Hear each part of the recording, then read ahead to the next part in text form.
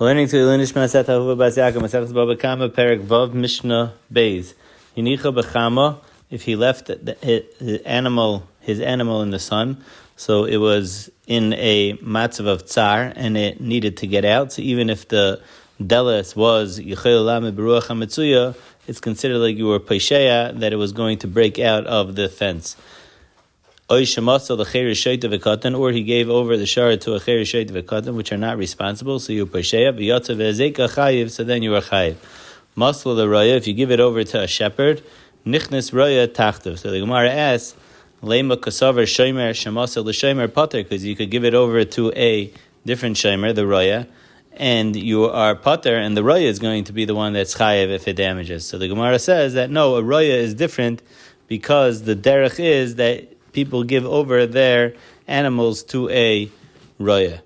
Nafla ligina, if it fell into a garden, v'nenes, and the animal has hana, so mishalemes mashanenes, it pays for that which it had hana. So we're talking about nafla ligina, that it fell ba'ines, and therefore it's not chayiv ma she'ezeka, it's only chayiv ma shenenes. What's the case of nafla ligino? So for sure, if it slipped and it fell in, that's an oines. In the Gemara, there's a machlekes, if its other shar pushed it in, is that considered an oines? Or we say that no, the owner should have been more careful not to have put the two shars in a way that one's going to push the other, rather they should have gone one single file, one after the other.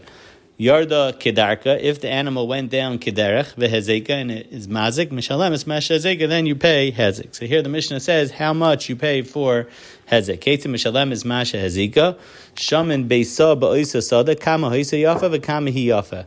You don't just pay for the row that you damaged. Rather, you evaluate the whole field, how much it was worth with this row and how much it is worth without the row, and you pay the difference. That makes it that the amount that you're paying is much less than if you would evaluate just the row itself. Why are we makel on the mazik? So the Gemara learns it out from a pasuk because it says ubir b'stei achar, and we darshan sheshamin oisai al gav stei achar, that you evaluate how much it was worth with daruga and without daruga. Reb Shimon argues in a case that it was achla peiros gemurim, if the peiros were already totally ripened, so then mishalemes peiros gemurim, then it's like metaltal, it's not like a sada, and you pay however much it's worth. In sa, whether the value, the amount that you damaged was a sa, so then you pay the sa's worth of that crop, of that field, of that fruit. Vim sasayim. Mishna Gimel, Hamadgish Pesach Stei Shachaveris. So Mishna Gimel, Perek Vav Mishna Gimel is very similar to what we had in the last Perek. We had 3 cases. In Perek Hey Mishna Beis we had 2 cases, and in Perek Hey Mishna Gimel we had a 3rd case, and they were all the same halacha. And now you have a 4th case in Perek Vav Mishna Gimel.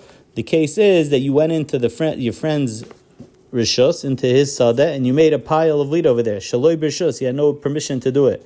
V'chlasam behemte shbal asada, and the owner of that field eats your gadish, so pater, because you had no rishus to bring your thing in there. And im opposite, im husko behen, and if you damage the animal of the bal asada, bal gadish chayiv, then you're chayiv for that.